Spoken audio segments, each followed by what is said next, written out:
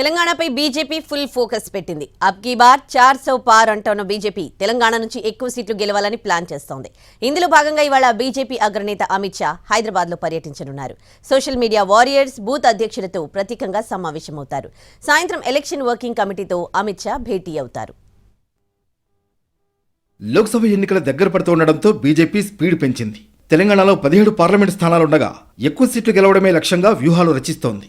అన్ని వింగులను యాక్టివేట్ చేస్తూ వారు చేయాల్సిన పనులపై దిశానిర్దేశం చేస్తోంది కమలం పార్టీ అగ్రనాయకత్వం. ఇక ఇవాళ కేంద్ర హోంమంత్రి, బీజేపీ అగ్రనేత అమిత్ షా హైదరాబాద్కు వస్తున్నారు. పార్లమెంట్ ఎన్నికల్లో అత్యధిక స్థానాల్లో గెలిపే లక్ష్యంగా శ్రేణులతో వరుస సమావేశాలు నిర్వహించనున్నారు. ఉదయం 11 గంటలకు హైదరాబాద్లో 3000 మంది సోషల్ మీడియా వారియర్స్తో సమావేశమవుతారు. లోక్సభ ఎన్నికల్లో సోషల్ మీడియా వారియర్స్ ఎలా పనిచేయాలి, ఏ అంశాలను ప్రజల్లోకి తీసుకువెళ్లాలి, ప్రజలను ఆకర్షించే పోస్టుల అంశంపై అమిత్ షా దిశానిర్దేశం చేయనున్నారు. మధ్యాహ్నం 1 గంట సమయంలో ఎల్బీ స్టేడియంకు వెళతారు అమిత్ షా. అక్కడ బూత్ అధ్యక్షులు, ఆపై స్థాయి నేతలతో భేటీ అవుతారు.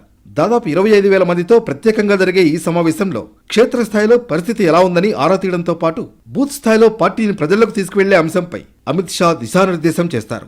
ఇక సాయంత్రం 4 గంటలకు బీజేపీ తెలంగాణ ఎలక్షన్ వర్కింగ్ కమిటీతో అమిత్ షా సమావేశమవుతారు. 17 పార్లమెంట్ నియోజకవర్గాల నేతలతో వర్కింగ్ గ్రూప్స్ మీటింగ్ నిర్వహించనున్నారు. వీరందరికీ లోక్సభ ఎన్నికల్లో అనుసరించాల్సిన వ్యూహాలను వివరించనున్నారు.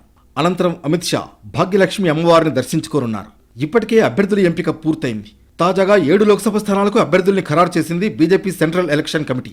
ఇలాంటి సమయంలో ఇవాళ ఒక్కరోజే 3 కీలక సమావేశాలు ఏర్పాటు చేసిన అమిత్ షా పార్టీ శ్రేణులకు మార్గదర్శనం చేయనున్నారు.